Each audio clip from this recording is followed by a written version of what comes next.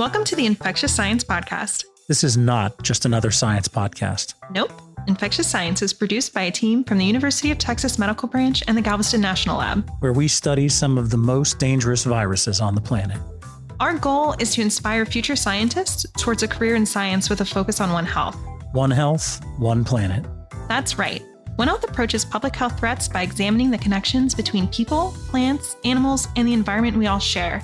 This show will explore how One Health is your health. So sit back and learn something. Infectious Science, where enthusiasm for science is contagious. Can you imagine that a dog's sense of smell is so powerful that it can distinguish a sick person from a healthy person and can even tell what kind of disease you have? Welcome back to the Infectious Science Podcast. My name is Dennis Bente, and I'm an associate professor in the microbiology and immunology department at the University of Texas Medical Branch. Today we'll be talking to veterinarian and neurologist Dr. Holger Volk. Dr. Volk is currently professor of small animal diseases and head of the Department of Small Animal Medicine and Surgery at the University of Veterinary Medicine in Hanover.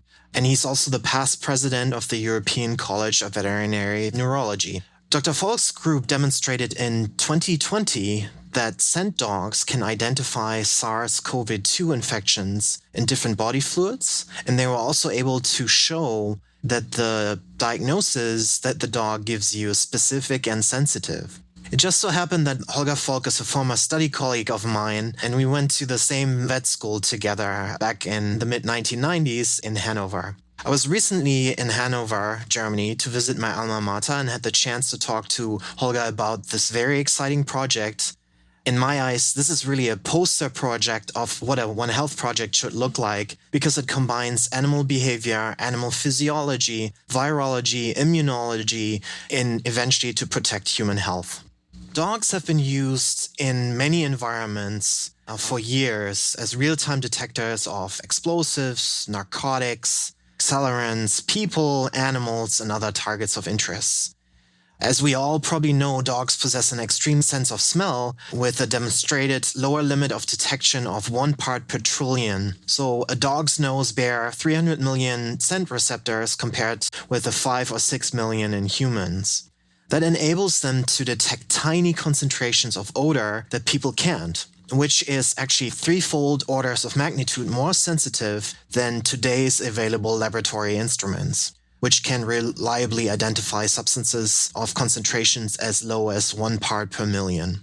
To illustrate the tremendous canine olfactory sensitivity, a dog could detect the equivalent of 1 drop of liquid in an Olympic-sized swimming pool. Sniffer dogs are already familiar sights at airports to detect firearms, explosives, and drugs, and so on. So scientists have also trained dogs to detect some cancers and malaria, but the animals are not routinely used for this purpose. The power of the sensory system allows the dogs to detect diseases, pathogens, cadavers, lost people, and other biological targets. Holger, welcome to the Infectious Science Podcast.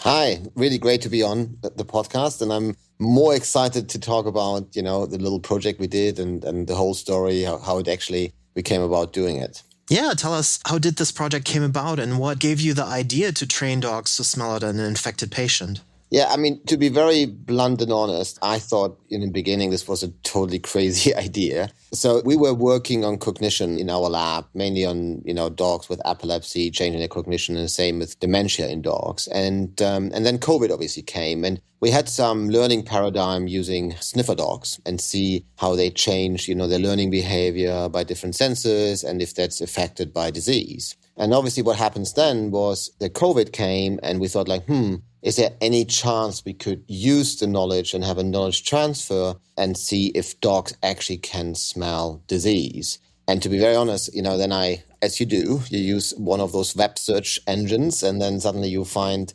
that there have been some publications about it, like you said, in malaria, and there's also other cancer and some other infectious diseases, mainly bacterial of nature. And what I did then is that I had a call to Professor Ab Osterhaus. I'm not sure if most people will probably know him, who's quite an expert in coronavirus. And I said, Ab, what do you think about this? And I still remember it was a Friday evening, very early on in the pandemic, when you look at Europe. And he said, Holger, that's not possible. So I did send him a couple of papers, and then we had another chat. I think it was like at 10 a.m. on a Saturday morning. And he said, yeah, why not? And the reason why I obviously needed him is we needed to have some Top Gun virologist to make it safe, right? So because we couldn't obviously just transfer the virus somewhere, a sample from an infectious person, without making it safe also for the dogs to sniff. And then from that, it was a really blast. So we got support from the German Armed Forces. Dr. Esther Schalke, she is a veterinary behaviorist, diploma holder, a European specialist, so to speak. And I know from the past, also she was at the TIHO before. And I gave her a call and I said, hey, look, you have a lot of detection dogs. What about this idea that we use them now to curve down the pandemic and to make a difference? I mean, that was the whole reason why we did it. It was mainly to help with a huge crisis which was coming our way and see if we can actually use the dogs to make a difference. And as you mentioned, it then went very fast. So Maren Köckes van Blickwede, who's also at the lab, she also helped us, and Claudia Schulze as well. And we collaborated with a medical school in Hanover and Hamburg-Eppendorf University Hospital, because in the beginning we needed to get samples. And then very early on, obviously, the only samples we could get were from people being in a hospital, often intensive care. And I have to say, really App helped us a lot, because he said, why don't you use beta-propionolactone, BPL, to inactivate those samples to make them safe? And in that time, people didn't know which cell lines really to use, how to really look for virulence. Is BPL inactivation actually even possible in these? So we had to do all this work initially, because obviously what we couldn't do is put the dogs at risk. And if you remember at that time, we didn't know, is it only a disease for humans? There was some evidence to know it's obviously in ferrets and hamster potentially, cats and dogs perhaps as well, right? So we didn't know. And obviously one of the things we didn't want to make sure that the handlers or the dogs are infected. That makes sense, yeah. So as a virologist, I really share up Osterhaus' concerns, especially when I read the first report on this. I was a bit skeptical. The material in a virion, there's so little protein in there, or so little genomic material, so that we even have a hard time picking up the proteins or the genomic material unless you use PCR or something like that. So compared to bacteria, viruses don't have their own metabolism, so you probably rely on other things. Can you address the skepticism of the people that think, well, can you really smell a virus? Totally. To be honest, I mean, we were very, very, very skeptical in the beginning. And obviously the virus doesn't smell. It's obviously the change in the body cells, which then will change the metabolite. And these volatile organic compounds, those VOCs, for us, it's not variants of concerns. It's actually volatile organic compounds. So those guys, the dogs will pick up. And the interesting thing on our setup, and that's why we were the first to ever publish the paper, we had this kind of Nintendo game for dogs. It's a machine which is really addictive, really rewarding for the dogs. You can train them very, very quickly. It's randomized. There's an effect of training called the clever Hans effect, because it's very difficult for handlers not to give some indication which sample might be positive or not. And the dogs actually work on this machine totally by themselves. So it's like a sniffing machine where the dog puts its nose, and then as longer it puts its nose, as more sensitive it is, and you train them up, and after 4 seconds it's a positive indication. If they're only like 1 second in and then they move on to the next sample, it's not a positive indication. And when we used this approach, it was literally in a week we had them trained up. I like the comparison of Nintendo for dogs. Can you describe that again? So the dog, you have the scent dog, and there are certain openings, or can you explain that? Exactly. It's a machine with 7 holes, and behind each hole there are multiple revolvers where you can actually shift per random samples there, so you don't know which one actually will come. If they indicate the positive, then a treat comes, either a ball or food. And then so they learn very fast the target scent. And you can also have huge repetition rates. So classically, what they would do in a scenario is called a lineup. We actually used that later for the concert study. But what you do there is you have one after the other samples, often like half a meter, 40 centimeters apart, and then they will sniff on each of them. But you can imagine that this takes a long time. You have to make sure that it's randomized. You make sure that the dog handler doesn't see which sample you change. So from a training point of view, there's a lot of flaw. And I think that's why we were quite fast in getting our dogs trained compared to others. But I do also have seen, for example, the medical detection unit in the UK, they take really great care. They always have 3 people involved, so make sure that the dog handler is blinded. But it's a lot more elaborate. So our training has some advantages. So you talked earlier about the inactivation of the samples, but can you tell us a little bit more about your sample selection and the process? You talked about the dog training, but what samples did you use and what were the obstacles for you in the training? To be very honest, I mean, one of the biggest challenges in the beginning was to get enough samples because you need to get written consent, we had to get ethics and so on. And then you have to be really careful because the dog is so sensitive. It could have been that they only picked up that we had the diseased person in an intensive care unit in a hospital setting because they might have not smelled the virus or the products they release by changing the cell metabolism. It could have been also just a hospital smell, right? So we could have trained them against something totally wrong. Or a classic example where things can go wrong, that you always handle the one sample, which is the target scent with gloves. And then at the end, they learn that the glove sample is always the one which is the target sample. So you have to think totally differently because we are visual creatures. And I think it's very difficult for us to imagine, you see, I already said imagine, to scent what a dog would scent, right? So it's to think how a dog would think. So we had to get samples from the same setting, control and positive samples. And we started at that time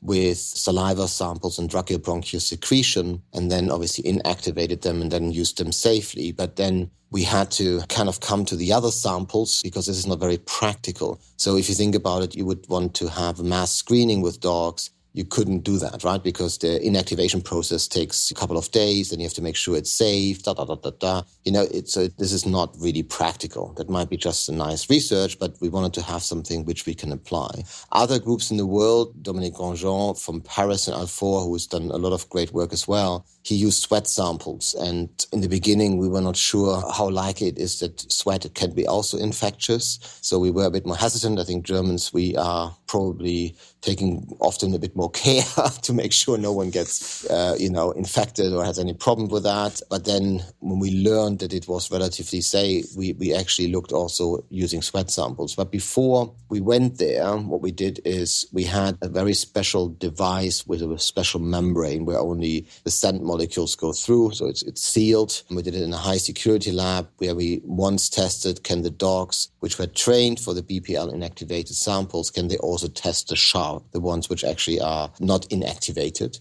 and they could transfer that scent to that. And even more interestingly, when we used that setup, they could also then send sweat and urine samples. And it looked like there was a little bit of an indication that urine might be even the best fluid, but it was not significant at the end after correction factors. But I thought that was really interesting from a scientific point of view, that obviously there's a ubiquitous cell metabolism change, and the virus is probably not just in the upper airways. I mean, I'm not a virologist, but I thought, this is really interesting. It's actually quite everywhere. And that really opened the doors, because then using sweat samples, and at that time we knew the chances of infectiousness from a sweat sample can be ignored, and that opened a lot of possibilities. And when we talk about sweat, we don't talk about someone who has been running in the gym, sweating, whatever. It's actually just in the crook armpit, just a little rub over. And that's enough. It's incredible. You cannot even imagine how they do it, but that was sufficient. So can you talk a little bit more about these scent molecules, or you called them VOCs, not variants of concern? From a biochemistry perspective, are those more like fatty acids, or are they glycoproteins, or has this been characterized? No, not 100%, because I guess the challenge what we have is that we will be able to measure certain organic compounds, but what the dog actually will pick up will be very difficult. So, and that's where, the story starts to become interesting. So they have to be volatile, right? And then some people say, could there also be some peptide structures which become airborne? Obviously, there's some beliefs that proteins cannot be sniffed, but then there are other people who say the dogs might be able to do that. The dogs, you earlier mentioned that they have a really, obviously, more cells than a human and a bigger area where they conceptualize in the brain the scent. However, what is also really interesting is they have the vomeronasal organ. It's more like a taste thing, which is in your mouth. And that's also used by them for picking up pheromones. And so the question is probably, it might be a lot more complicated than we thought initially. And it's probably, as I would imagine, as we are looking at a picture, it will probably very similar be for the dog when they sent this. And the really interesting thing, and this is really recent research from this year, from Cornell University, they have shown there's a direct connection of the olfactory system to the visual cortex. And I think that is fascinating. So I guess they really see with their nose. And I guess we will not 100% comprehend. So we were working on that in another experiment, because one of the critical points was, as you said earlier, do they actually just smell a person with disease? And then we, in the first year of the pandemic, everyone was saying, oh, you have to differentiate to influenza. But at that time, you couldn't get influenza samples. It was impossible. So what we did in the year after, we got some influenza sample here from the Robert Koch Institute, and we got also some other respiratory virus samples. And the ones we couldn't get, we then used cell culture experiments. So we had like SARS-CoV-1, SARS-CoV-2, obviously, MERS, and so on, other respiratory viruses. And the interesting thing there was that the dogs obviously did a lot better on the samples coming from a human. But then when we gave them the cell culture to smell, the sensitivity dropped. So normally they have a sensitivity around 85-90%. When you then gave them a cell culture supernatant, then it suddenly dropped around 65-ish. But then when you train them again against the supernatant with SARS-CoV-2, then they pick up very well again. So it makes kind of sense. Probably cell culture is not a body, right? It's not as complex. And even there, they were able to discriminate. And when you look at sensitivity, in most groups, we have done now a meta-analysis, which we have submitted, and actually a couple of things, also a data pooling exercise, which we are soon to submit from all the groups in the world who have been working on it. You can see that most will come out around 85. And then on a specificity level, depending how they use the dogs, you will be 97 to 99%. So do I understand you correctly? What you're saying is not that a whole body, a whole organ, maybe what you were saying is that it radiates probably a different profile of VOCs compared to a single cell type and used in a cell line. And I mean, as you know, people have tried and have used newer techniques to look at the volatile organic compounds, and they have found acetone and whatever. But the question is really, is this what the dog smells? Who knows? Then what you have to do is you would have to take each molecule and then probably put them in the same mixture. And that would be nearly impossible to do, no? You describing this just always reminds me when I walk my dog. I can see that my dog can smell in a spatial way, right? They can smell 3D. So they know where the scent is coming from. And this is just always blows me away. We can smell a scent is in the air, but we cannot tell if it's coming from the top left or from behind us or something like that. And that's just amazing to me. So you brought up the organ in the upper part of the mouth. Do the dogs have to stick out their tongue and insert the tongue back and deliver the molecules that way to the organ? Or how does it work? I mean, that is a theory, right? The mouth obviously has to be open, but in the past people say, yeah, it has to be somehow in a licking way. But I think this is probably not 100% true. But hey, who knows? Because when we started with this idea, why can they be so good in differentiating? There has to be something else than just the normal sensory organ. So what we are thinking about doing is obviously to explore this now functionally. How can we actually look into and see how dogs actually are able to do that, which I think is absolutely amazing. There have been some experiments also where people have said, oh, they can smell different DNAs. But then when people have purified it, it was not the case. So, I mean, I think they're amazing, there's no question, but they have their limitations as well. Holger, when we talked earlier, you mentioned that you also wanted to prove not only to do the academic exercise and train the dogs and show and publish, but also to show the application of this tool. And you talked about these concerts that you guys organized. Can you talk about that a little bit? Yeah, so the interesting thing is when we asked the public about which test they trusted most, and then I'm really sorry, which is an interesting result. actually the public trusts the dogs more than they trust antigen tests, the lateral flow test, and even the PCR, which I thought was okay. Anyhow, but, I wouldn't go so far, but that's what the public perceives. When we published the papers, the media attention was incredible. People loved the story of dogs being able to do that. Also, when other groups in the world did that, I think I will never get such a high altmetric score again in my whole life. It was the first pilot study. It was a really small study, but it had got a lot of attention because it was so novel, I guess. But then when it was discussed, and a lot of people obviously contacted us because they wanted to come back to normal life and they just couldn't see how a PCR testing strategy could help you in like a concert situation or a mass event. It was just too cumbersome and too time limiting to actually get all the people through that system. So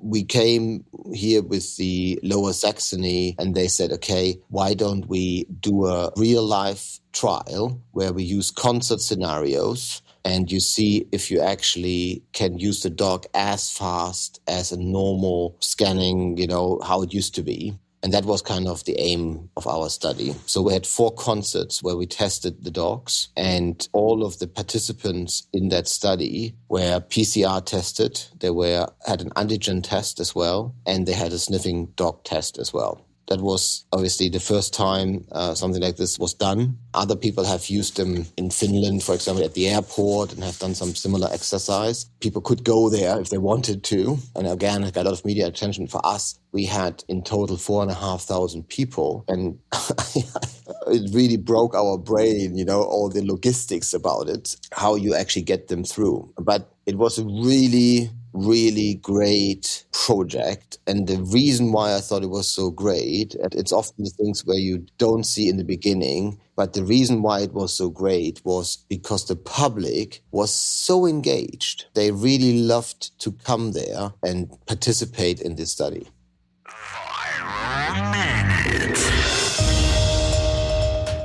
For today's Viral Minute, we're going to be talking about murine typhus.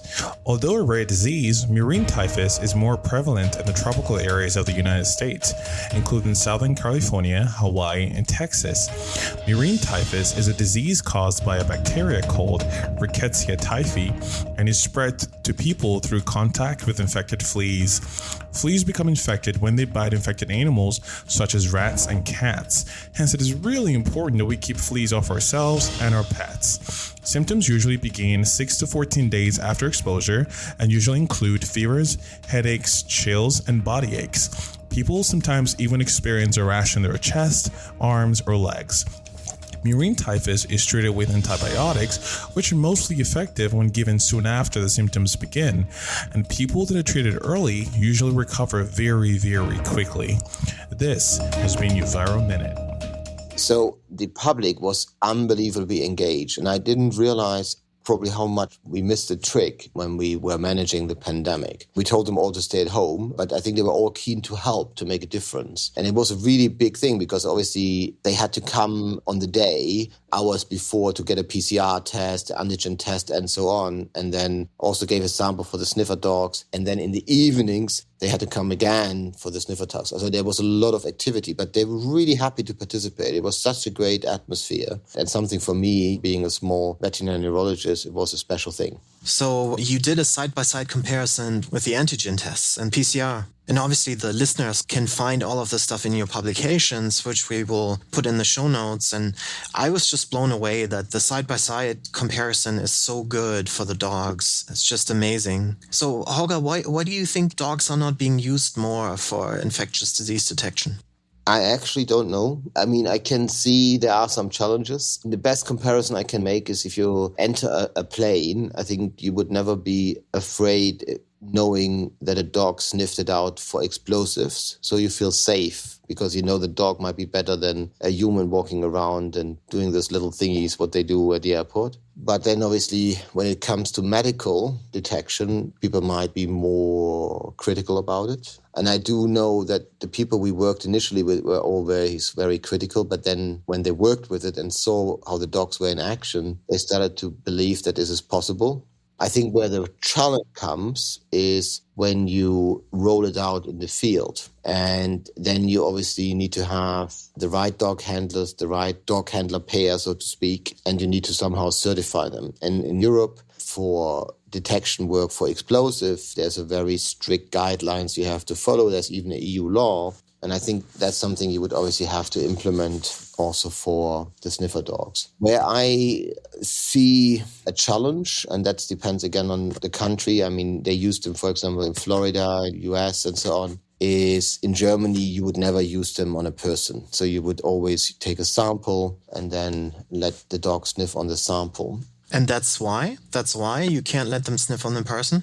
I think people feel there are some ethical concerns. Some people might be afraid of dogs. Some people say that dogs might be distracted and so on. And as you know, there was a dark time in Germany where dogs were used against people, also at the border control and so on. So there's a bit of a fear factor as well involved. And then you also have to think about it in a way that when a dog suddenly sits in front of you, how do you react with that? So there are some concerns one has to manage. In other countries, in the UK, for example, it would not be a problem, right? They would be very open. If you go to an airport, you fly into New Zealand or so, or in the US, often you have dogs at the airport which will sniff, and then obviously they will ask you very gently and say, can you please come with me? But that's definitely approval. Germany, where there was a bit of discussion when we submitted it to the ethic.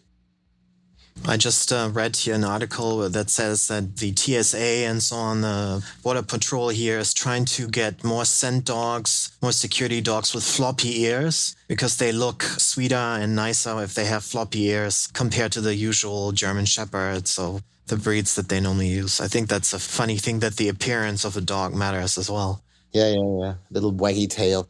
But if you think about it, where I could really see, especially in the airports, when they would have just sniff around, it would be such a little invasive test at one stage as well, especially when you're now opening and you are traveling again. It would be a nice, I think, security level. And the interesting thing which we didn't discuss, Dennis, is that the dogs, at least that's what we have seen, can detect the person who's infected before they shed the virus. Right. So because obviously the virus enters the cell, changes the metabolism, and then process starts. And that would be looking at what definitely happened when I had COVID. It took the antigen test 2.5 days before they become positive. So in the beginning, I was like, oh, it's really like COVID. But all the tests, and I mean, obviously I didn't do a PCR, I have to confess, but I did multiple antigen tests from different companies. It's like, it has to be COVID. And then I was not positive. And then when I became positive, suddenly I was positive for like 10 days. I mean, I'm sure you know a lot more about why that is, but I was like, wow. And everyone would ask, why have you not asked a dog? Yeah, because at that moment, it was just not the time anymore. Right. When we were handling all the stuff, no one of us, of the whole group, got COVID. And now in the last summer, we all got it now when we are not using the dogs anymore so much. I'm just getting into this topic and reading a little bit about it. I just didn't know that there are so many scent dogs, not only in Germany or Europe, but worldwide. Do you have some numbers? Do you know like how many there are there? Oh, I would have to lie. But actually, if the authorities would have wanted to do this, they could have done it. Yeah. And dogs it's a huge business, and they are shipped around all the world. They're looked after very well as well, because these are expensive dogs, because you have to train them up. How much is the training when you buy a dog like this? Is there a price for dogs like this? Yeah, I probably will say now something wrong, but normally if it's 6,000 to 10,000 euros. But it can go up if there has been the target sent already and so on. Well, thank you very much, Holger. This is such a cool topic, such a cool insight from you and hearing some of the stuff. If people have questions, I'm sure you wouldn't mind if they reach out to you or your team, and we're going to put up the articles. But I want to let you go with one question, kind of like an unplanned question. So I was reading this article the other day, and it was about how dogs can tell time. So how dogs know when the owner returns from work, and they often know when the owner returns. And somebody proposed that it's actually not by a clock inside of their brain, a feeling of time, but rather how the owner's scent in the house degrades over time. And they use that as a benchmark, as a yardstick to see how long the owner is gone. What are your thoughts on this? Do you think that's a crazy hypothesis?